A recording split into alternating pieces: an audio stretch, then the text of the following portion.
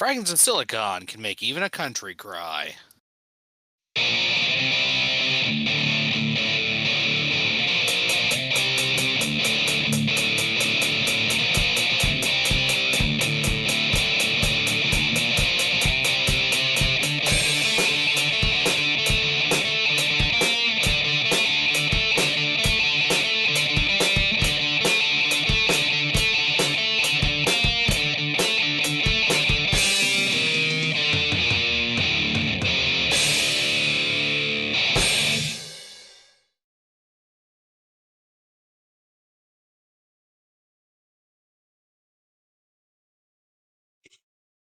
All right, welcome to another installment of Fragments of Silicon.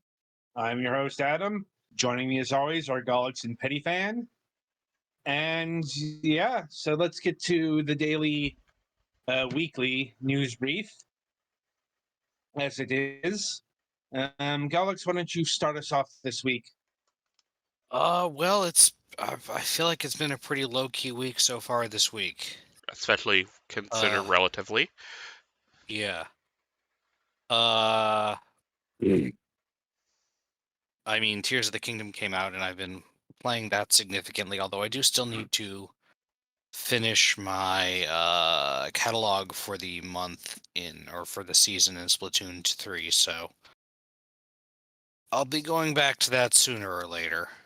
But lately I've been playing a lot of Tears of the Kingdom. Okay. I was able to do the thing that they can do at GameStop where you can apparently basically pre-order a short time before and then like finish your uh transaction before the actual So you get like pre-order time bonus stuff. to do that, and also to upgrade to the collector's edition Mm-hmm. because they had some extra ones that weren't included in the pre-releases. Yeah. So I managed to get the collector's edition because In the collector's edition. I like art books mostly. Ah. I don't need most of the other stuff, but I really like art books. And it's a pretty good quality art book too, so. I mean, fair looking at the Final Fantasy XIV art book sitting here on my desk. So yeah, I think that's about where I am. Okay. Well, Petty, it's your go. God, where the hell to begin? Well, I guess the overall the weekend was fine, and then Monday morning I seem to have lost one of my earbuds from my phone, which Mm, sucks because they're a pair of Samsung Galaxy Buds. I think they're like 2 Pros, which to replace is almost $200. Jesus. Yeah, I mean, could have been one of your cats. I think one of the cats did knock my headset case off my desk. It might have rolled and dumped one of the earbuds out somewhere in here, but the color of my carpet and the color of the earbuds, it almost blends in. Hope you So haven't vacuumed yet. I haven't yet. I may see about if I can find one relatively cheap, getting a like strong magnet because they are magnetic. So if it Mm. did fall on the floor here near my desk, a magnet should be able to pick it up. You mean they're metal? No, they actually have a magnetic. Oh yeah, okay, gotcha. Yeah. Yeah, to kind of help keep it centered in the charging case. So, worst case, I do need to go to Best Buy anyway this weekend. So I can always see about getting another pair, and then my sister said if I find my other one, she'll probably pay me half and just take the new earbuds or whatever. So there is that at least. Luckily, these are one of those earbuds that can work without the pair. So it's not like I'm totally out. Just kind of annoying, like if I'm doing stuff around the house. where I would usually just swap earbuds into the case. When the one I have dies, I just don't have any music or anything until after it charges. And then I guess this afternoon, I finally got my baclofen pump surgery and stuff scheduled. It will be July 5th, so I'm not going to be here for that show, because that is a Wednesday. So we're going to need to get Gulix up to speed on running the apparatus. And he doesn't have a stream deck, so keep that in mind. There are free software alternatives he could just download to his computer. I will look into that, because I know Gulix, you don't stream nearly enough to warrant buying a physical one. Yeah. Me, on the other hand, Trust me, if I was going to start well, I probably wouldn't want to. fair. It takes a certain amount of crazy to actually want to stream. Isn't that right, boys? And next week, I believe, is we finally get new content for Final Fantasy XIV. And I get a tank next raid tier. Woohoo! I'm not a very good DPS. I'm a far better tank. So yeah, I guess that's all to really report. I'll know more about what's going on with the surgery stuff at a later date. All I know right now is going to be keeping me overnight, because just in case something goes wrong with the pump, I will be at a hospital instead of having to make an hour drive. So I guess I'll learn more on that later. So Adam, your turn. All right. Pretty quiet week until yesterday. When yeah, I got a notice of denial from my insurance. Over Oh a bit man, of that's the worst kind of notice. well, because apparently my dentist didn't file the right code with the paperwork or something like that, and I have to get this all unknotted now.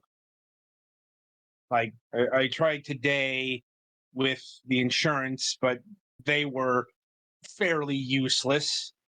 Extra special useless now that I think about it, because apparently their database was down. And at first they were like, call 20 minutes from now. Oh, wait, it's going to be 45 minutes. And it was just like, I'm going to go down to my dentist and sort this out next week. Next Tuesday, which is also the day I have to go down and get my labs done anyway. So, adulting, not fun, but necessary sometimes. And let's see, as far as games go, I have moved on to something I've been anticipating. While other people are playing The Legend of Zelda Tears of the Kingdom, I am playing through Fragments. You don't know what that is. It's one of those so-called boomer shooters. It looks like Quake. It's very brown, so very brown, and very communist. It's called what? Trot. Croc? Trot. HROT. Oh. That's it's apparently pronounced that way. Trot. It's a Czech word. Well, there's no accounting for the check. Anyway, so that's my news for the week. So merrily we shall be rolling along to the interview portion of the broadcast. And joining us this week is Juan P. of Insular Games. Hey, how's it going? Thanks for inviting me. Usually people call me JP, so you can go ahead and skip the Juan part if you want. Sure. Anyway, so JP, how we like to get started on this program is we like to get to know the people behind the games, the studio, All and right. all that. And we do this by asking this question: what got you interested in video games, both on a personal and a professional level? Got me into the industry, you mean? Both, what got you interested in video games in All general, right. and yes, also what got you into the games industry? All right, that's an interesting question. Well, for video games, I would say that my first experience with them was with a Commodore 64 that my dad used to have. Mhm. So that tells you a little bit of my age. And I used to play pretty much anything I could get my hands on in cassettes back then. And since then, I basically just never stopped. And one point, I saw an ad for a job for Gameloft, the mobile publisher and developer, for QA, and I said, you know what, maybe I always like games, maybe I could start there, and I started as a QA, and then I moved forward in the chain, as a QA lead, QA manager afterwards, and then I switched to production, and then studio management. Then I did a little bit of game design, so I've been around and I never stopped. Okay. And did you work your way up at Gameloft, or did you go elsewhere for I that? Yeah, I did most of my career at Gameloft from QA production and then studio management, and then after that I switched over to Insular Games, where I focused on learning how to work on the indie scene. Like you don't really have one position; you kind of have to do everything. I kind of wanted to try that, and Right. I'm working with both Insular Games, and I'm doing some contractor work for a AAA company. Hmm. Right. So before we get to all that, like when you say you did studio management at Gameloft, did you manage their Buenos Aires division or something like that? There was two offices actually. One was an offices in another city of Argentina, in Cordoba, and then afterwards I moved over to Indonesia, where we opened a studio there. So we had we were beginning opening an office there, so I went Oh, there to open it. like that sounds like an experience. That was an interesting experience. And we went over we went with one guy from here, from Argentina, lead programmer, and we went from 0 to 650 people in 2 years. So I can guarantee it was an interesting experience. No doubt, no doubt. Like, and like, how big was the office in Argentina? In terms of amount of people, I Yeah. think we were around 250 in Buenos Aires and 150 in Cordoba back then. But now the offices are closed. They're not here anymore. The Indonesian one is still around. Hmm. How long ago was this? Um, in When I started in Gameloft was 2005, so Hmm. it's So, been a while. yeah, the primordia of phone development. Yeah, Uh, definitely. Yeah, I mean, when we started, there were only Java phones. yep. That was pretty much it. Android wasn't even in the picture. Yeah. I'm like, hell, even like Apple wasn't there yet. No, no, there was nothing there back then. I mean, I saw the whole mobile phone explosion throughout my years in Gameloft. And how long ultimately did you work at Gameloft? 2005 to 2013. Okay, so a fair First amount of 8 years. time. Yeah. Yeah. And yes, what what actual games did you work at Gameloft? Oh, well, pretty much all of them, I would say. I mean, in one form or another. I mean, all I the mean, all you the were. famous ones like Asphalt, Real Football, all the old Splinter Cells for cell phone. I work in all of them. And then we also worked with the motocross. That one I was heavily involved in that one. And Mhm. then I did some localized games. Like I did a game for for the UK. That was called Catchphrase, and then another one for Spain. That were specific games for those markets. Those I was heavily involved as well. Sounds like it requires a particular skill set, right? But anyway, so was there anything in particular that precipitated your exit from Gameloft, or was it just you wanted to get down to the bone, so to speak, in terms of like game development? You know, Yeah, it was a mix of both, I would say. I mean, first of all, I've worked at Gameloft for a long time already. I kind of wanted to try something new.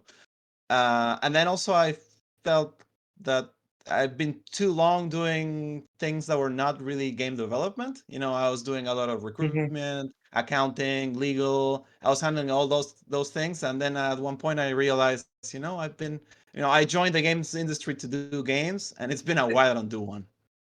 like, right.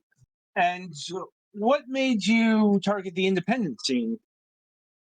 My feeling was that switching from mobile to PC or consoles was kind of hard, you know. So when you're coming from the mobile scene, going to a company that's doing PC or consoles is a little bit hard. So I just said, you know what?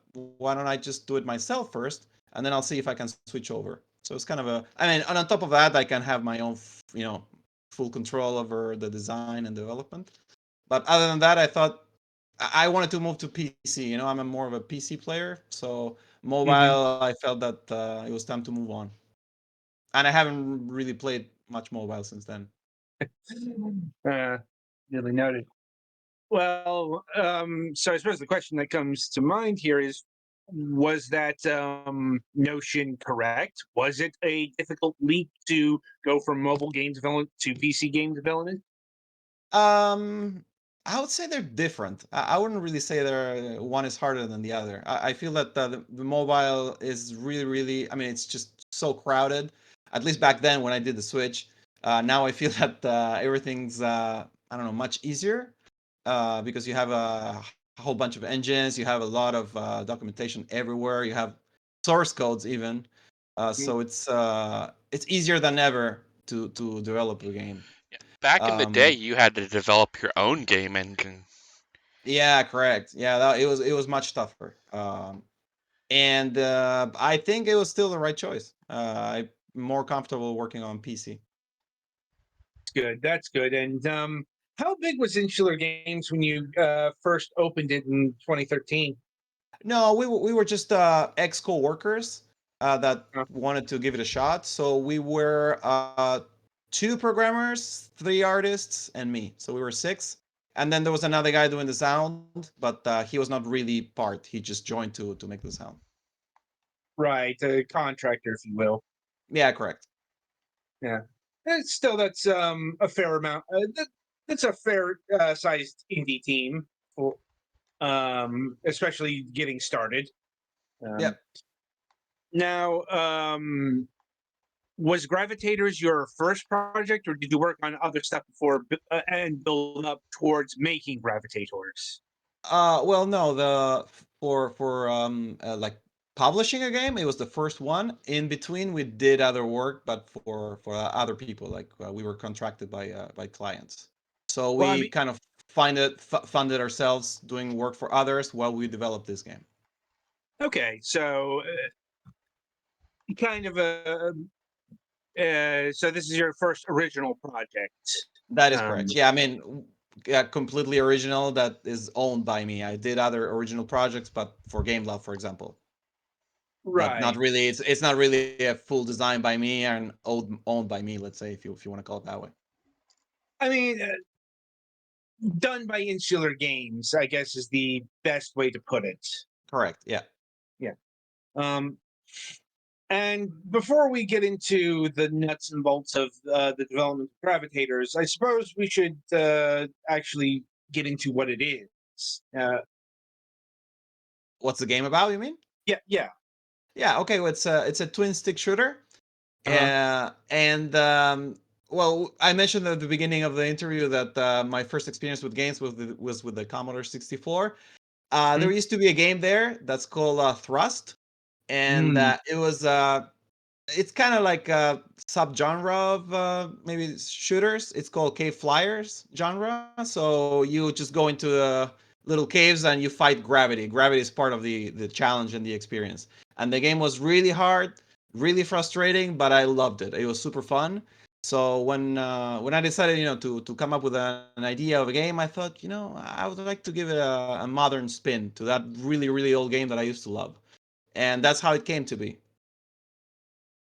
Makes sense. Makes sense. We do see quite a bit of that on the program. It's one of the reasons why I asked that as the beginning question, because oftentimes a developer's past will tie in to their childhood.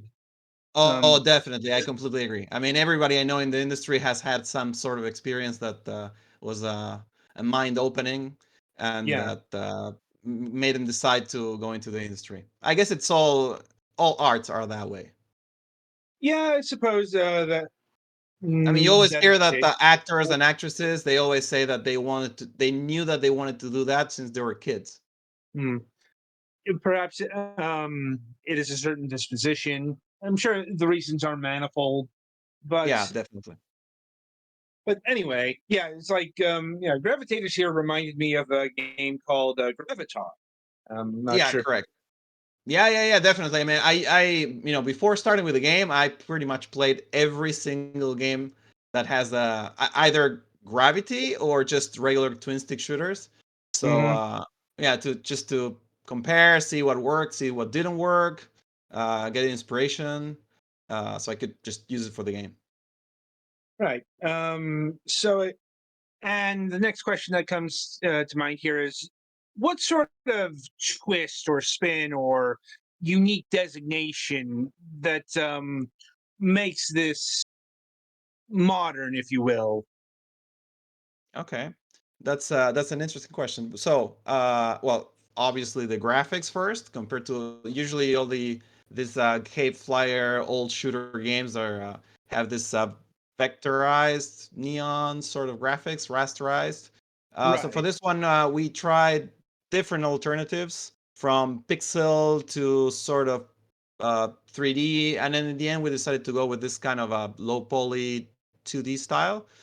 Hmm. Then the other thing is, well, we added a lot of variety in terms of weapons, ships, because you have well, you're currently using one of the two ships, but two more will be unlocked later on in the game.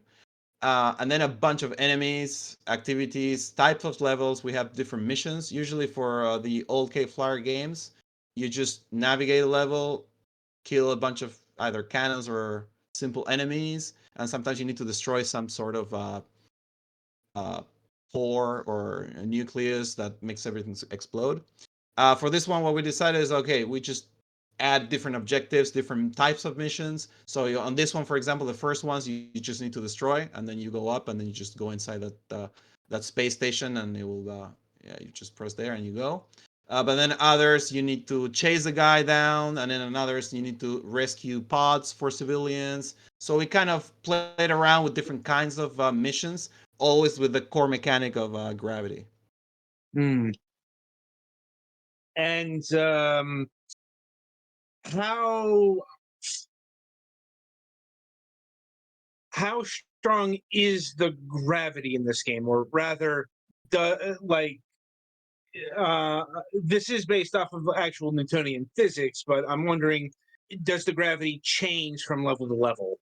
Yeah, it does. On this first two, you will have this standard gravity, if you want to call it that way. It's usually the type of gravity you have in these kind of games. It's not too strong, it's not too low. But then Mm, as you move through the levels, you will have low gravity, no gravity, high gravity, and inverted gravity as well. So you'll be, instead of falling down, you'll be falling up, and you kind of have mm. to fight your way around it. It's kind of it gives you cramps in your brain. Uh, it sounds like the kind of thing that'll do that, Yeah. because I'm assuming like you're gonna have to push the other direction. Correct. You need to push down and compensate the other way. Yeah. What about like no gravity? The no gravity, what happens is that you will have to thrust the opposite direction to slow down. So Mm. it's kind of like you need to be careful how fast you go, because if you need to slow down, you're gonna need to brake the other way. So that's kind of Right. the difficulty when you have no gravity. Yeah. Now, do you explode when you touch the walls, or is just damage? You will get damage. Yeah. Depending on the difficulty, I think you're in normal difficulty right now, but when you're in hard, you explode pretty fast. And when you're normal, and when you're in easy, it takes a really long time to explode from collisions. So we made it so in case we had at the beginning when we were doing play testings, um, people that were not used to the genre had a lot of difficulty with collisions. So for easy mode, we just say, you know what, you can collide as much as you want. It will take a really big amount of hits for you to die. Yeah. It is the rarer kind of shooter versus like ones where you just get, left goes left, right goes right, that kind of thing, and when you stop moving the controller, it just stops moving. Correct. Yeah. Yeah. It has that little spin to it. Yeah.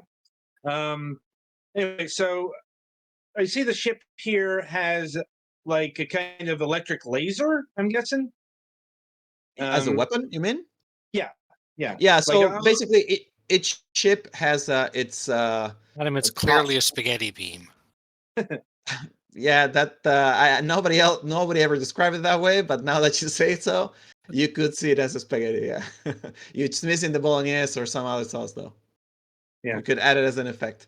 So each ship has a different kind of weaponry, and that changes the strategy you would need to. So for this one, it has a wide range. It's pretty wide. All those rays are wide, and they're medium range. And the other ship that you currently have unlocked, which by the way you can change if you press. I don't know if you're using controller or mouse, but I'm are you using using controller or mouse? controller, Xbox controller. Control. Yeah. If you press what is it, select, or the one on the left? What's the name of it? I don't use yeah, that um, one. Yeah, that one. You were just there Ah. to open the map. Yeah, that one. If you press the D-pad up, Yeah, I see it. yeah, there. When you die, you will spawn as the other ship. So you can test it out. If you die now, you will be able to see it. So that other ship, it just shoots bullets, so it can hit enemies from really far. And then the other two ships, one has kind of a beam control, so you can charge the lasers, and it will multiply. So instead of shooting one thin laser, it will be like one thicker, and then three lasers. And then the last one is kind of a melee ship. So it's kind of a hammer, and it's really short ranged, but it's a little bit sturdier, so it has a bigger hull. and how do you unlock the other ships? As you just progress through the game, after mission 4, you unlock one, and after mission 8, you unlock the other. Okay. The reason we did that was because having all 4 ships right at the beginning of the game was kind of overwhelming. So we just decided to move, 2 first. Once you get used to those 2, you move to the other 2. Fair enough. Now, are there sub weapons in the game, like missiles or things of that nature? You have the main weapon as you see there, and then you also have a secondary weapon, and then the special weapon. So there's 3 types of weapon. Then you have also power-ups that would modify those weapons. Hmm. And are all of the like sub weapons and special weapons and shields, are those unique to each ship, or are those more Correct. Unique. generalized? No. Unique to each ship. All 3 weapons. So it's 3 weapons times 4 ships. Hmm. 3 types of weapons times 4 ships. 12 combinations per ship. Anyway, Uh, no. It's per ship is 3 weapons. right. Sorry, I'm So it's a total of 12 combinations. right. If you That's what I said. Anyway, so what's the story of this game? Who are you? What are you fighting against? Why are you going through all these planets and all that jazz? All right. So this is an alien invasion that kind of popped out of nowhere, and the idea is that you need to defend the Earth. Starting there, and then moving forward into other planets. The idea is that the humanity is already conquered the solar system, but that's pretty much it. So you start on Earth, and then you move around the solar system, and later on you get to travel further off, fighting this alien invasion until you reach the home planet, and you do stuff in there. Mm. There is a story that you will be able to see on each mission briefing and mission debriefing. So now you'll get to the debriefing. These ones are pretty short at the beginning. You just destroy the enemies, everything's okay, and then as you move along, it'll get a little bit more complex. Mm. Complex how? I mean, just mm, see there, for example, there's more descriptions, what's going on. There's people around. So, for example, this kind of mission, it's go inside an asteroid and detonate it with a nuke. So you have to escort the nuke, make sure that it doesn't get destroyed by the enemies, and once you reach the area where it's going to be detonating, you need to escape. And there's always, like, what I mean about the story is that it will get more complex because you will connect to what you're going to be doing in the game, and there's a story that will be appearing throughout all the missions. I mean, it makes sense. It's not just like disconnected Right. little stories on each mission. Yeah, I was wondering if there was like any sort of rescue mission or things of that Yeah, nature. yeah. There's for rescue there. So there's well, I mean, you haven't seen it yet, but you'll have this sort of mothership from the aliens, and it will have a huge beam cannon. So first you'll see the spaceship, but then later on you'll be on Earth, where that beam cannon is basically obliterating the city, and you need to rescue pods. And the pods, you need to carry them with the ship, and they have this weight, so you'll feel the weight pulling you one way or the other depending on how you're flying. So that will be the rescue mission. You just need to collect the pods and take them to the space station so they could be rescued. Okay. And how many missions are there in the game, and how long would you say it would take you to get through Gravitators? Yeah. So there's 60 missions proper plus the 4 tutorials. Like you did 2 at the beginning. So there's Right. 4 of that, 1 for each ship, and then there's 1 extra special secret mission, which you would unlock during the first missions. You collected a clue. It's that little cube square with a magnifying glass. So if you collect those throughout the 60 missions, you will unlock an extra mission at the end. Mm. And as for time, on a normal playthrough, if you're kind of good, but dying and restarting levels, but not average to good player, around 12 to 13 hours. Okay, that's a lot longer than I was expecting, both in terms of actual content and time. Now, like, I'll take that as a compliment. yeah, sure. It's just I think back to the old games, the old you know games in this genre. Yeah, they weren't very long through necessity. So, that's Yeah, more another. arcadey. Yeah.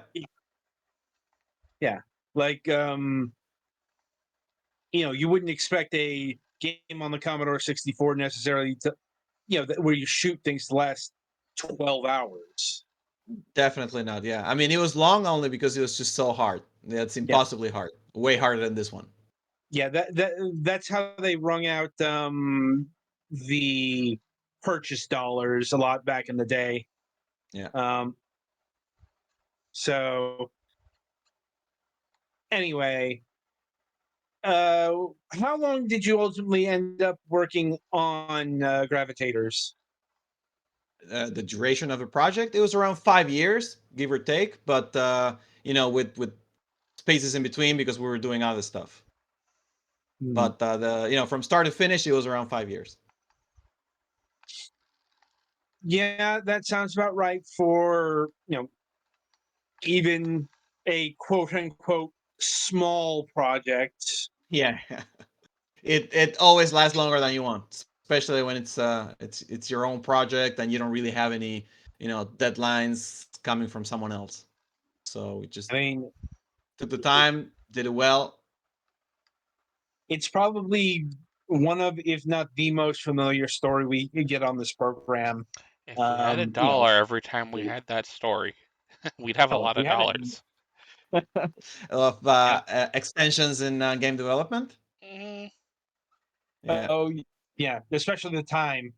Like, it is not unusual for developers to come onto this program and tell us, it took us 3 years to develop um, this seemingly simple game because, one reason or another, and yeah, some of the future reasons creep.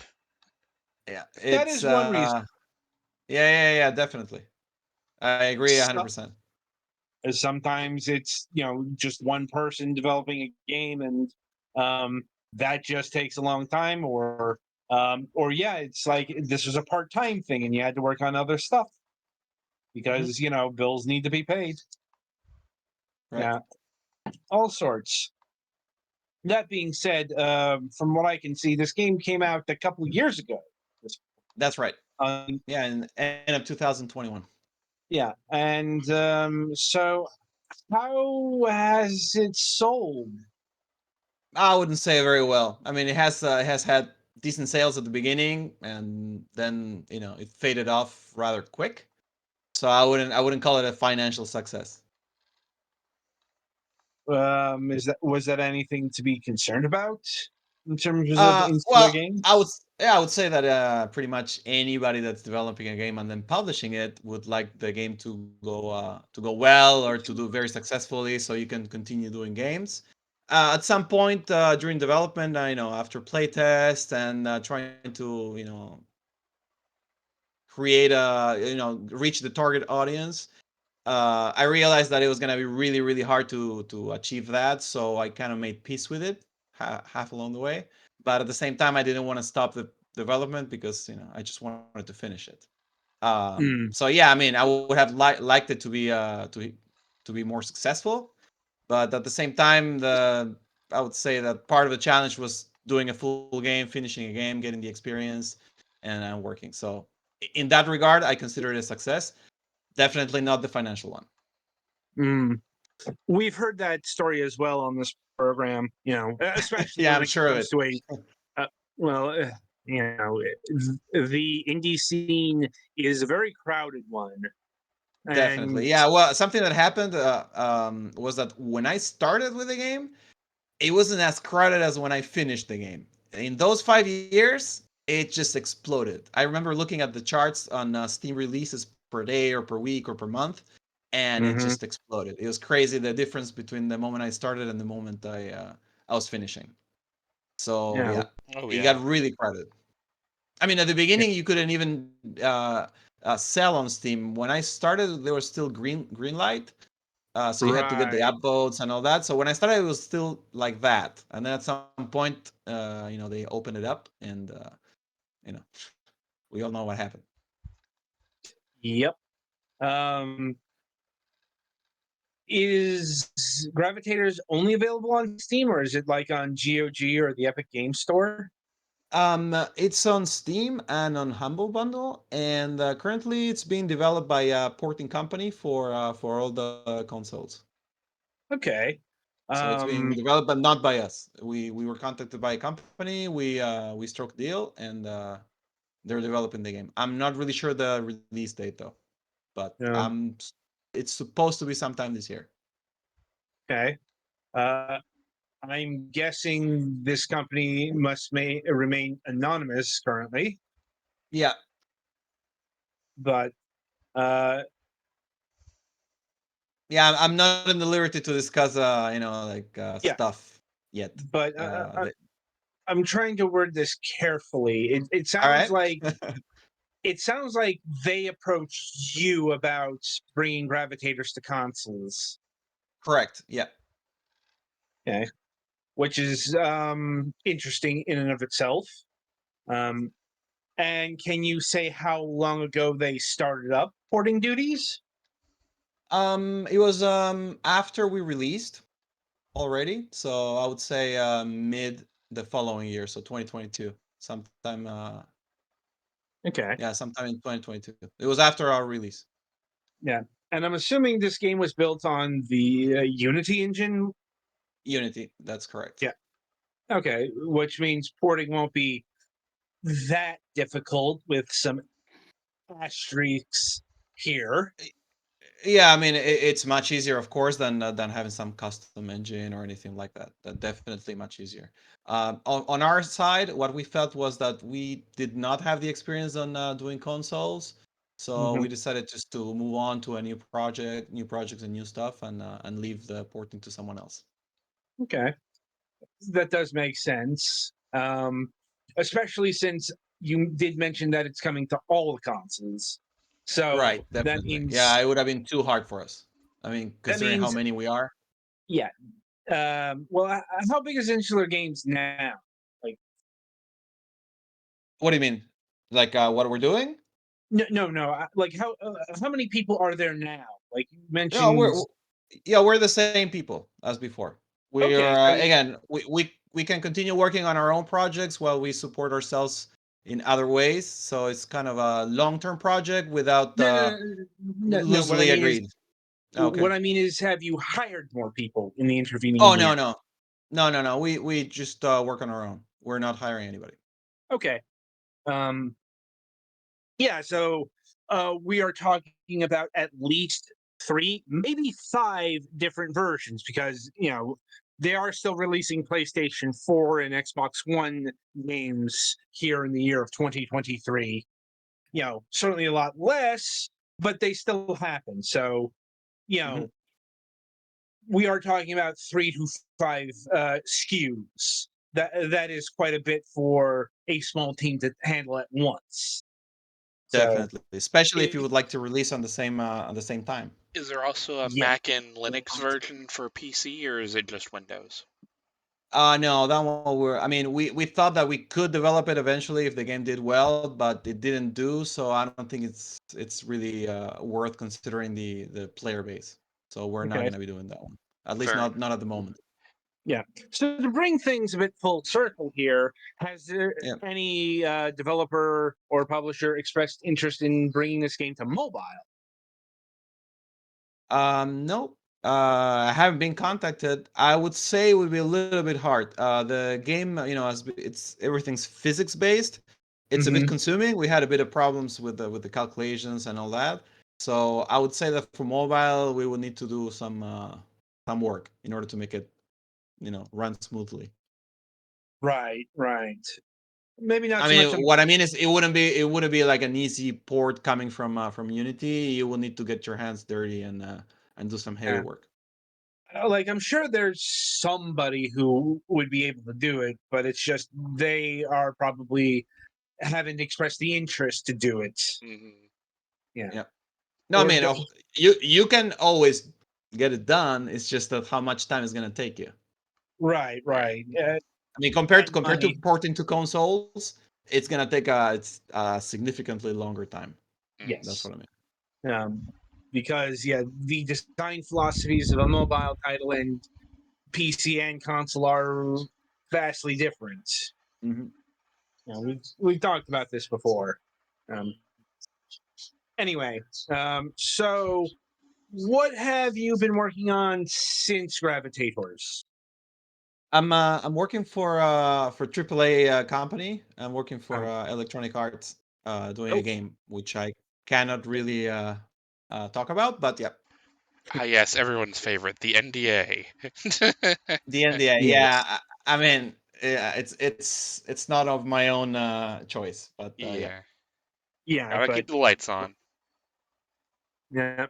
Um, so I suppose I'll end things here by asking you this question: do you have Okay. any further original projects or original ideas that you are working on at this? Yeah. I'm currently working on two projects. I'm working on a visual novel. Uh-huh. This one's just myself. I'm still on the story part while I'm doing a few things here and there. And then we were also working on a music-based hybrid between game and app, sort of like I don't know if you played a Fuser mixed with Drop Mix. We're still Mhm. working on that, but really slowly because we're kind of tied up with other stuff right now. But yep, those are the two things I'm working on. The Okay. one I'm working alone, I can move forward, by myself, so I have a bit more freedom in there. The other one, I depend on the team because it's a bit of a bigger project, so it can move slowly if we get tied up with other stuff. Okay. Right. So I'll see if my colleagues here have any further questions for you. I think I'm good. Yeah, I think you've answered most of the things I was thinking of. All right. Cool. Okay. All right. So, JP, I want to thank you for taking time out of your schedule and being with us here tonight. Not a problem. Thanks for inviting me. I had a lot of fun. No problem. Maybe we'll have you back on the program when those other projects are ready to be talked about in detail. All right. Cool. But in the intervening time, Gravitators is out now on PC, Steam, and the Humble Bundle for $9.99. So be sure to pick it up today. And it's coming TBA this year, maybe to consoles. So if you wish to pick it up there, I suppose keep an eye out on your digital storefront of choice. Penny, play us to the next segment.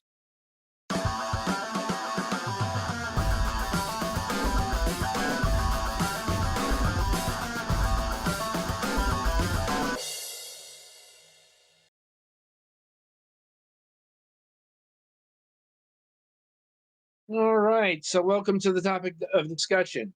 Been a while since we had one of these, but all right, so welcome to the topic. But we are here at last, and we are going to talk about The Legend of Zelda: Breath of the Wild. No prizes for guessing why we're doing this, Mhm. right? But in case you're listening to this in the distant year of 2020X, it is because at time of broadcast, the Legend of Zelda: Tears of the Kingdom just released, I was gonna make a joke about them living and under. is setting near sales records. Yup. Saw 10 today that million it in 3 days, I believe, is the last report. not the highest selling Nintendo published title. That apparently is still Pokemon Scarlet and Violet. But it is the highest selling Legend of Zelda title by a country mile, Mhm. including 2.2 million units in Japan. Like, this isn't a sales gulf. This is a sales canyon. Yeah. Because like the previous one was like Ocarina of Time, I think, or Twilight Princess, one of those, Something at like like that. 800,000. Mhm. Like, yeah, Believe it, people yeah, love Legend of Zelda, but it actually doesn't sell very well. that's not okay. That's not true though. Fair. I just realized Okay, that as I said it, but It yeah, you're doesn't right. sell. It doesn't sell amazingly. no, that's not true either. Okay, Oh, just the last because couple haven't done well, no, no. Uh, or as well. all right, it's all relative here. Because the Legend of Zelda, Ocarina of Time, and Twilight Princess, they've sold about 8 to 10 million copies. I think that is including re-releases and such, but still, there's kind of a hierarchy of Nintendo franchises, and you know, it's like the Legend of Zelda has always been considered to be, since like the first one of Nintendo's top tier franchises, even though a lot of installments don't sell that much, especially in Japan. But it's also no, this isn't a low to mid tier franchise like Star Fox or Metroid or even Kirby. Um, yes, I know Kirby is very beloved, but you look at the sales numbers and they're all like generally in the same 2 to 3 to 4 million ballpark. Hell, the best-selling Metroid title has only clocked in at 3 million. Like, so the top-selling Zelda titles have kept relative pace. It's just compared to, say, Mario or Pokemon or the Wii franchise back in its heyday. Yeah, it didn't sell as much as those. We don't talk about Wii music. I was gonna say the Wii franchise being Or we fit those ones. at least it didn't Wii Sports we until fit. Yeah. Breath of the Wild. Breath of the Wild has taken this thing to the absolute A-list. Whether or not there was a debate about it, because this isn't even factoring in, relative sales back in the day. You didn't need to sell 10 million, 30 million to be a financial success or whatever. Back in the NES days. You do have to keep that in mind. But the Breath of the Wild game has sold about 30 million copies. By far the best-selling Zelda title at time of recording, because there's a good chance that Tears of the Kingdom will blow past this, and pretty quickly. If I recall correctly, wasn't Breath of the Wild actually outselling the Switch at launch? Or damn near close to it? Could have been because it's been forgotten about, much like Twilight Princess, but Breath of the Wild was not a Switch game. Yeah, it was a Wii U game that all. Well, yeah, it was a Wii U game that got promoted to Switch. Yes, and heavily marketed as a Switch title, but like the key detail is in the Sheikah Stone, because it looks like a Wii U gamepad, and presumably had this stayed a Wii U exclusive, or had the Wii U not bombed epically like it did, I think they specifically said that at one point in the game that at one point in development, they were intending on having the slate usage be seamless, using the touchpad instead, or the gamepad screen and touchpad instead of having it be menu based, but that they decided to change it not just because of the Switch. Right. It's also because the Wii U epically failed in its mission statements. Well, they've at least said that they liked the way that it played better with the menu, I guess. Whether that's true or just propaganda, who knows? Yeah. Well, clearly it didn't take, because, whenever second screen functionality was going to be in Breath of the Wild got dropped, because, I imagine it would have just been like, it's literally the Sheikah Slate menu, which is map, possibly some inventory switching, selecting your runes, possibly some of the use of the runes, which was seen in the other Zelda games that were ported to the Wii U. It was the most boring but practical good use for that tablets thing. But yeah, it didn't stick because of various factors, let's say. And also, unlike the Twilight Princess situation, they didn't fuck it up by bringing it to a new console. Because, and this isn't, it wasn't a major problem, but it was still a thing. Like, in order to bring Twilight Princess to the Wii, they decided to reverse the game and also add motion control. Yeah. Like, Motion controls in Twilight Princess are not super terrible, but they're not good. well, and Um, the reversing it's mostly because that was the easier way than motion capturing everything for a right-handed Link. Yeah. Yes, though making Link right-handed because your waggle is on the right hand is probably not as necessary as they thought it was. And it started a disappointing trend of Link being right-handed, as you can see right now if you're watching the video version. Well, not while Petty Fan's riding a horse, but... Epona, but yes. Because I have Amiibo. Yeah. Right.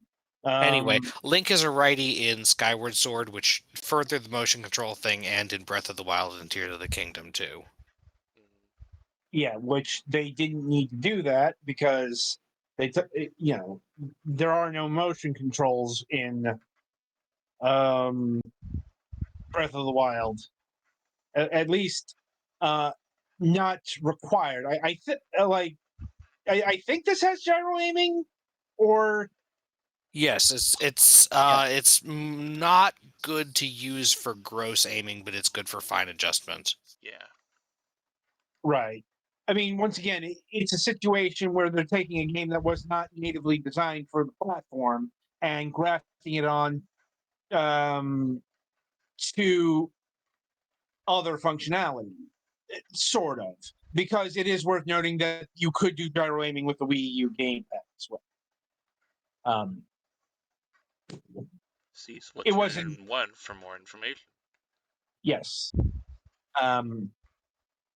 But anyway, so getting back to the sales figures, and this is related. The question that I pose is, what about Breath of the Wild made it the sales juggernaut that it is? Well, they promoted it very well, for one. Right, but aside from marketing, and the answer is actually an easy one because it's one of the most defining traits of the game, especially in the context of the Zelda series. Mm-hmm. The answer is open world. I know people online profess to be sick of open worlds. Maybe they're just sick of Ubisoft open worlds. Yeah. But here's the thing: open world games sell a fuck ton of units. Just look at Grand Theft Auto 5 or Red Dead Redemption 2, or I just brought them up, but any number of Ubisoft open world games. They're bland as shit, but people keep buying them by the truckload. Mm-hmm. And here we have another case study because Zelda Zelda games have done rather great to okay. And once again, there's a lot of bouncing around depending on the platform and what kind of gimmicks they attach. Like the sales figures for the DS Zelda games, not so hot. Probably didn't help that that those are among the most gimmicky Zelda games. Yeah, most people probably were not super thrilled with the promise of swinging their sword with the stylus. Yeah. Mm-hmm. But once again, with Breath of the Wild here, it can be legit. Zelda can now legitimately, in terms of like actual game sales, be mentioned in the same breath as Mario, Pokemon, Animal Crossing, Ring Fit Adventure, Splatoon. Does Animal Okay, Crossing really sell all that well? Like, I know the fan base is absolutely rabid, but like 20 million or Jesus. so. Like seriously, it's one of the higher selling Switch titles. Huh. Which one are you asking about? Ring Fit Adventure. Oh, yeah. And I know It's one of the Splatoon ones that isn't- has good casual uptake, too. Yeah. And I know Splatoon hasn't sold like 30 or 20 million yet, but for a relatively young Nintendo franchise, it has absolutely done mega huge numbers. Mm-hmm. but this is just the sales of the game. It has gone on to become one of like maybe the defining title of the Nintendo Switch. Well, they've and said that for Zelda, that part of the premise for the open world is the way that it was going back to the first Zelda game or two, where technically, like, there's still sort of like an intended order for you to do stuff in, but you have right, to determine that for yourself, and you have to like make your own goals. And also, it's a game that does a very good job of at least did before everything was documented completely, and even still does a bit of recapturing the feel of, talking to your friends about a game to learn about, oh hey, I heard if you do X in a certain location, Push the truck, you you can get get a Mew. that kind of thing. Yes, although in this case Mew is probably just a Korok. Yes. yeah, or that hidden island. Mm-hmm. Um, it is impossible to recreate the playground conversations of the 80s. Right, Just because because, there's an internet now. yeah, And data mining is um, a thing. yeah. So you're never gonna get like the minus world, or insert internet, pre-internet urban legend here. Like, you can unlock Simon Belmont and Teenage Mutant Ninja Turtles, or having to ask your friend up the block how to beat the fourth dungeon in the Dark World. Although this game did have fourth dungeon in the Dark World, Legend of Zelda Link, Gargoyle's Domain. Thief's Blind's Cavern or whatever. Yeah, it's kind of bullshit if you like keep trying to take the girl where she wants to be told instead of taking her to the specific room. And that is something I literally did in like 92 or whatever. I have always been a guide purchaser, so I found it out from that. Yeah, this is before I purchased the guide. Remember when Uh-huh. guides were wrong back in the day? That did happen somewhat. Yeah, but Nintendo put out an official. Also, I do think I recall that specific player's guide specifically recommending, hey, so this puzzle in the Ice Island is kind of bullshit, so you might want to just go and do Misery Mire enough to get the Cane of Samaria and then come back. Yeah, we may have messed up, guys. Wink, Every wink. remake since the SNES version has literally changed that puzzle. Yeah. It's a 2-floor block pushing puzzle. Very rudimentary one, because that game does not like to track objects moving between rooms, much less floors.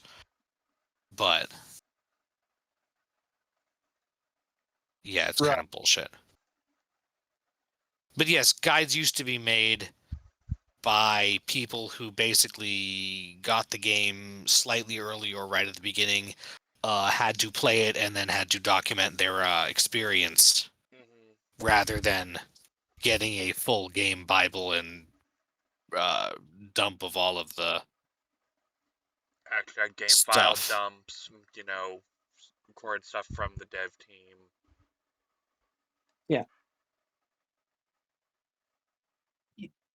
Yeah. So, yeah, the very short version of the game development here is they not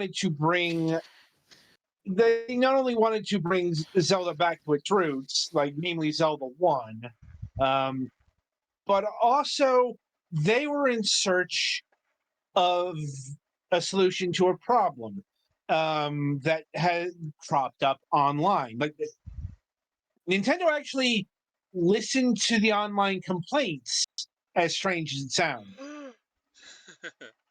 Because, okay, by the time of Skyward Sword, people were really complaining about the Zelda formula.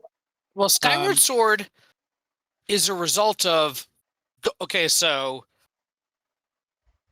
Link to the Past refined the formula from the first two games to have more narrative and more direction.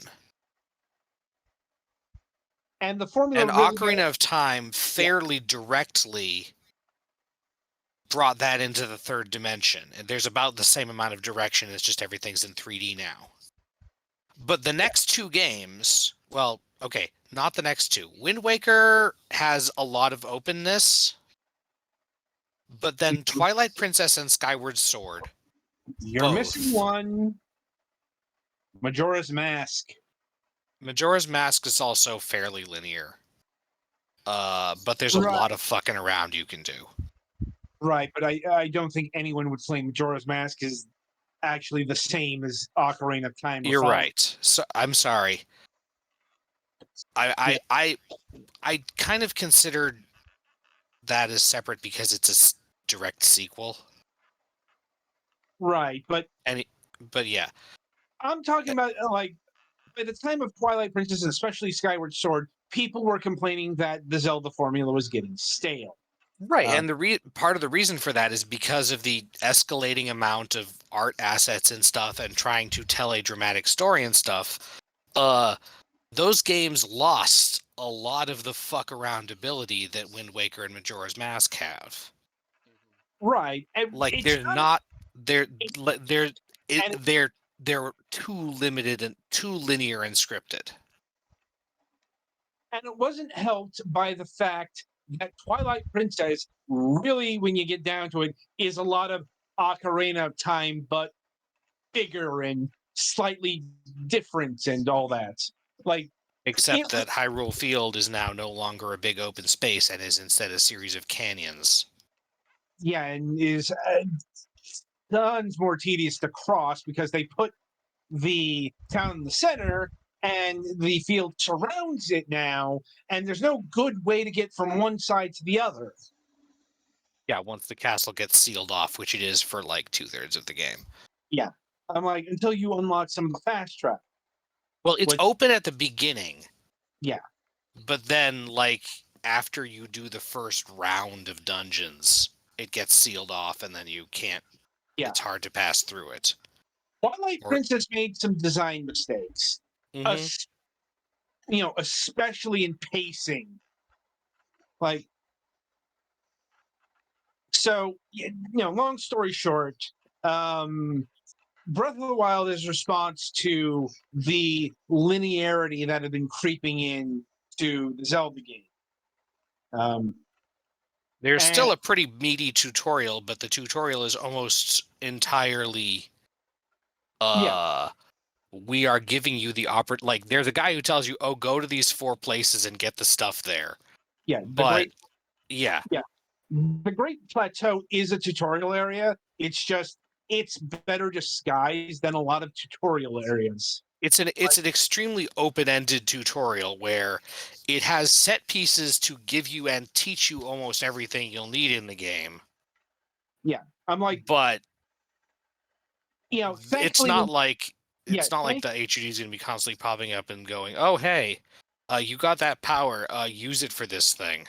Yeah, and that was another Nintendo design sin that was cropping up, especially in the Wii era. I brought this up before, but I'll bring it up again because they were absolutely afraid that the casual audience that they were targeting was not going to be able to understand a video game. So they had the absolute hand-holdiest goddamn tutorials you could ever imagine. And while Twilight Princess isn't as bad as the unskippable videos in, like, say, Super Mario Galaxy 2, it's still pretty fucking bad.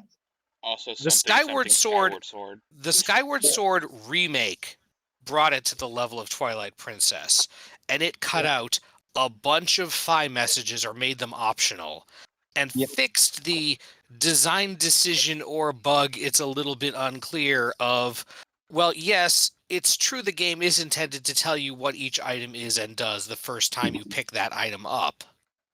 Yeah. But it forgot that when you turned the game off. So every time you start playing again, Link needs to relearn what a green rupee, blue rupee, red rupee, other colors of rupee, amber relic, fucking tumbleweed. Because this is also the first game that had a crafting system where you pick up junk from monsters and use it for things. Yeah. Skyward Sword did it first. Breath of the Wild did it good. Like, But yeah, Breath of the Wild tells you everything once and then puts it in a thing where you can check if you forget. well, yeah. So, and Also, it made combat much more fun than swinging your hand to try to do sword things, which I understand the immersiveness of trying to do one-to-one sword control.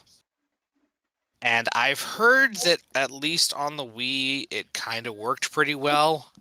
It did not work as Skyward well in Sword the was remake. probably the best one of these, but like Twilight Princess, you could literally just kind of casually just shake. yeah. Skyward Well, Sword was like Well, actual movement. no, in Twilight Princess, it literally does just map the sword swing to a button press.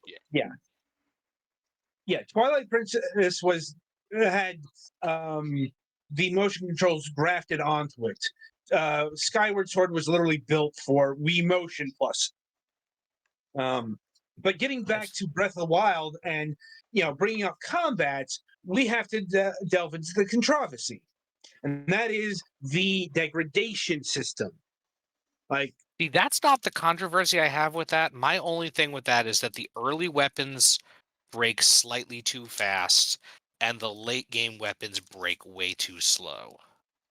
well, that is still tied to the controversy, and that is that the weapons degrade. But here's the thing: I personally hate degradation systems, but I understand where the developers are coming from here. Yeah, Because explicitly, the point of the system was so that they can use that as a reward regularly. yes, and it had a effect on the gameplay.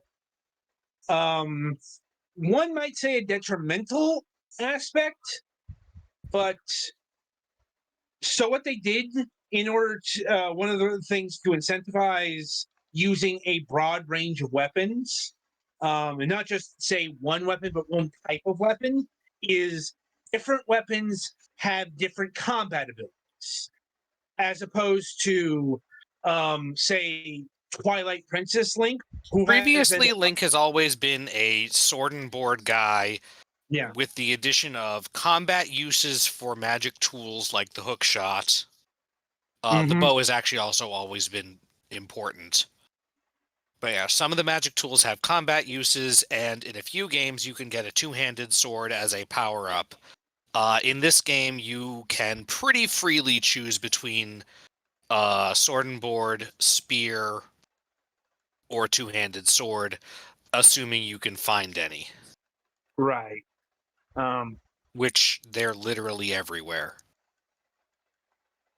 Yeah. I think where they made a mistake was having the Master Sword be breakable. Spoilers for that, I guess. I think they wanted to still encourage you to use other things. Yeah. I'm sorry, it's the Master Sword. Like, no, that doesn't make any sense Well, and they kind of internally. fixed that if you get the DLC. If you complete all of it, the Master Sword is unbreakable. No, it's Yeah. not. Oh, it's not. It just has stupid high energy then. It's the same as it is when it's in shiny mode. It has 188 durability. Yeah. I'm like, no, I'm sorry. The Sword of Evil's Bane should not be breakable. It's a Well, it literal. doesn't break, and you can tell in the code that it was originally going to, because if you break the game enough to drop the Master Sword, you get an image of it flying away. You get an image of it flying away, and presumably you would have had to go back to get it from the Korok Forest.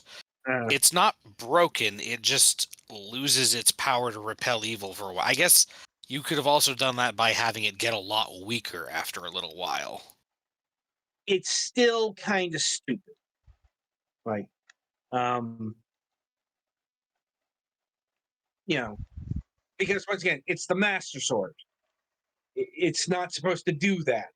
Like, at the very least, if you're going to do that, you have to kind of come up with a lore reason for it. And I'm sure, which they did. yeah, It was fucking busted 100 years ago when Link went to sleep, and it's like just barely fixed.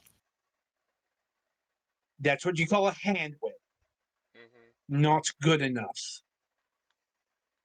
Anyway, so as much as I would love to keep talking about Breath of the Wild, because we've barely scratched Well, the I surface. do want to just throw in quickly my actual Go on. complaint about the game, which is that the enemy variety is pretty shallow.